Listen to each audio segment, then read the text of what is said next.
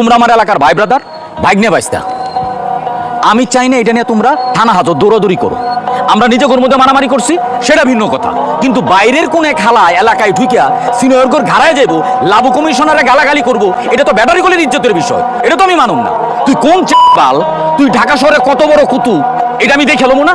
এইবার তুই বুঝবি ব্যাটারি গলি কি জিনিস।